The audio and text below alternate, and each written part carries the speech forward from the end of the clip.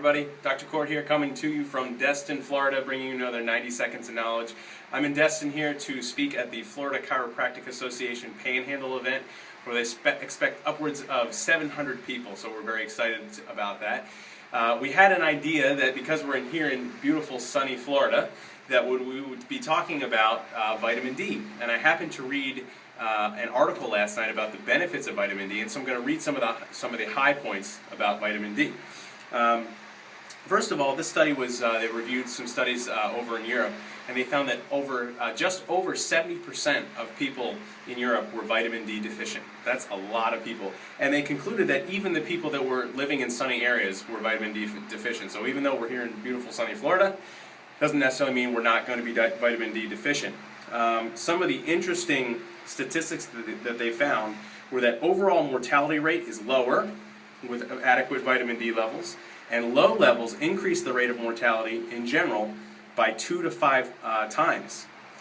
They also found that vitamin D supplementation reduced mortality rates significantly, and the number of individuals needed to treat to prevent one death was only 161. And if you know anything about drugs and those types of things, that's not a very high number, so it's a very, very effective type of treatment. They also found some very interesting things. With colon cancer, the highest fifth of people who had the highest fifth of vitamin D serum levels had a 40% lower rate of colon cancer compared to the lowest fifth. The highest quarter, or the highest 25% of people with vitamin D serum levels, was associated with a 45% reduction in breast cancer risk compared to the lowest quarter of people.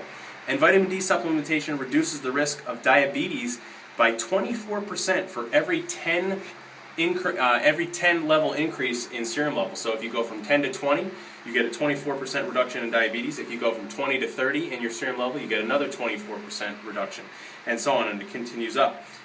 The one negative thing about vitamin D is that it's supposedly toxic. Well, they did a pretty good review, and what they found was no evidence exists supporting vitamin D toxicity in patients with levels more than 150 nanograms per milliliter or indefinite supplementation at 10,000 IUs per day.